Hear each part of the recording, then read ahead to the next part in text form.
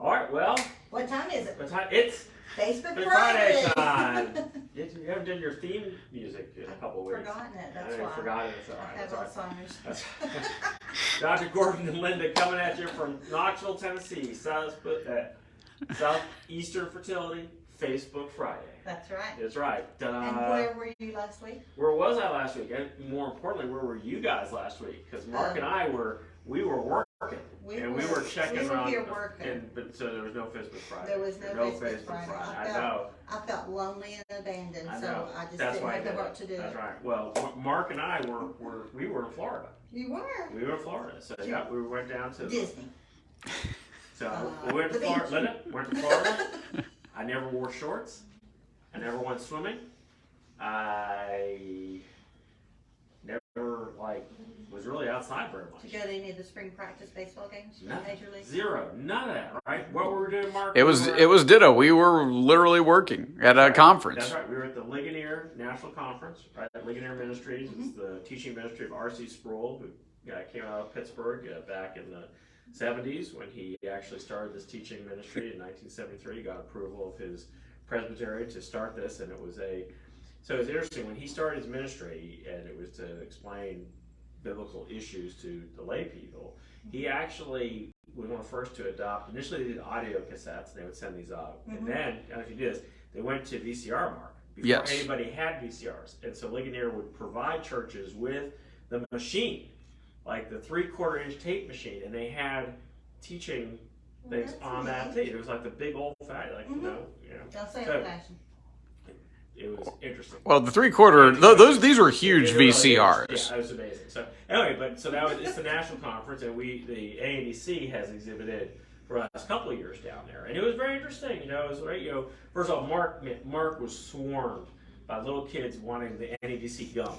Oh. True. It was just I walk over there and I'm like, well, a bunch of adolescents and preteens, grabbing gum, but there's nobody else talking to Mark. It was great. But it was a great meeting. We had people coming up saying, some of our church has done this.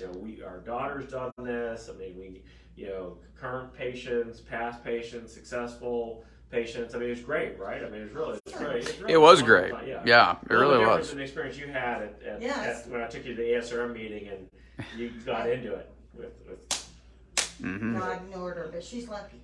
She's lucky. I know Linda's like. She knew more about the short. She knew you had a tire iron stuck down in your pants. You're going let me just tell you about the AADC. You don't learn about the AADC? Don't be rude to me and turn That's your right. back, because you never know what's going to hit you. Exactly. So can I go with you guys next year then? Yeah. You would do terrific. You'd do terrific. Right. Yeah. It's actually going to be over Memorial Day weekend next year at a resort that Mark has been with the Gospel Coalition having a big conference. So. Yeah, so it was great. I mean, it was a lot of fun, and we really enjoyed it. So it was really spreading the word about embryo adoption. Spreading the word about embryo adoption. And it sounds like the word's getting out because you had so many people that knew about it. It is, yeah. And it's interesting. A lot of people are like, well, we, cryotype patients here sometimes from, who come to us from out of town. They say, we love watching Linda on Facebook Friday. Again, I would never say we love seeing you on Facebook Friday. We love watching Linda on Facebook Friday. We're a team. Now I'm Linda's assistant, so it's good. So, but for these patients, we who are interested in embryo adoption, we actually said that they can certainly do one of the free doxy calls so they just want to learn more about it or see if it would be right for them. Right. And it was just, it was great. It was a great conference to be to participate in, and it was wonderful. And I think our field obviously has a lot of ethical dilemmas. So one of the guys came up, really nice guy from Florida, and he said, I wrote, as part of, I think he was getting a Master's in Divinity. At Southern Seminary, I think that's right. So, he wrote this whole thing about the ethics of IVF and issues that from an ethical standpoint. It was great. He sent me the paper. It's just interesting to have those discussions. But I think the key is that you got to be open to having those discussions. Right. I think that's the other thing. Is that if you don't open up a discussion about this, then the patients will just find themselves, sort of down the road and not understanding how did I get in this place where I have 27 frozen embryos and we don't know what to do. Right. I mean, we don't want that to happen. Right? We don't. No. Yeah. So it's awesome. Just awesome. So Yeah. Okay. Yeah. Well, I'm glad you guys had a good time. Yeah, so we did. As So we even though stayed here you and- stayed here and manned the fort, and I Hold did. the guards. That's right. I did talk to everybody every day, so that was good. This He one, does. He always calls in when he's out of town. This has nothing to do with fertility. If you're looking for fertility advice, you might as well just stop Do listening a now. 15-minute There's gonna be doxy none. call.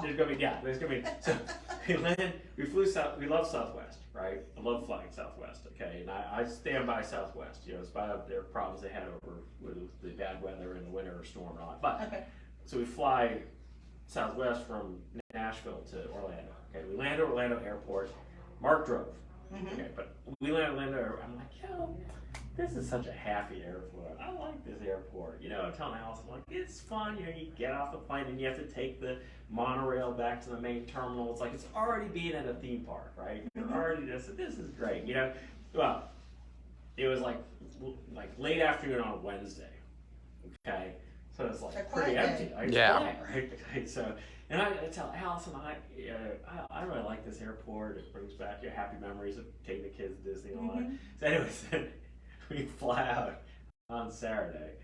Totally different experience. It was a madhouse. I mean, it was insane. I've never seen it that busy. I guess it's spring break or something like that.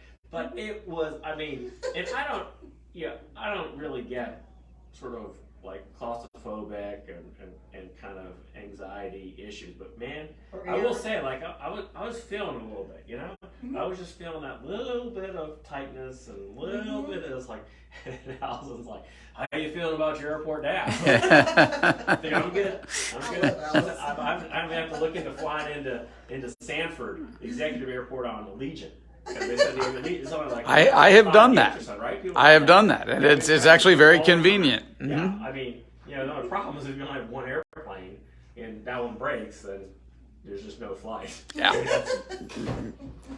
Anyway, so yeah, so that was my impression. I said, well, you know, and it is, you know, crap. I mean, this is actually back to something to do with fertility. So the patients, you know, when we go through cycles, because we batch, you know, some patients are like, ooh, wow, it's so crowded today. I go, well, because everyone's kind of marching through their cycle together, you know, so we don't want anybody to wait and for it to be like horribly crowded. But it's funny, they're like, oh my gosh, I've never seen this many people in the, you know, here in the area, the waiting area, you know. It's like, yeah, well, But it's a good sign. it's a good sign. But you know, we do want people to get through. I don't want everybody to feel like it's a cattle call or things like that. Oh no. And so yeah, but I'm just saying, you know, to get them through quickly. But it's funny that way. They're like, wow, there's all these people going through. Nobody wants to eat at a restaurant where no one's eating, right? That's I mean, you know. So That's right. You know, so it's all good. So you're not alone. You're not alone. Not alone. You're not alone. Anyway, so Final Four. I think all of our brackets are busted, but Mark has the bracket. Yeah, I can't imagine who's going to win. I know. I mean, I don't think anybody has. Nothing about basketball. Yeah. That'd be you. That'd be you. All right. So you're I can't imagine. State Aztec fan? I have no idea. I don't remember about that on No, these things. maybe. Could be the Huskies' year. Could be Yukon Huskies. We'll see. I should have kept We'll see. copy. That's right. All right. So next week, maybe we'll do a field trip depending on the weather. Okay. So stay tuned and wish you all the very best. Enjoy the end of March Madness and See you next Friday. see us next Friday. Sign up for Ligonier. All right. Bye.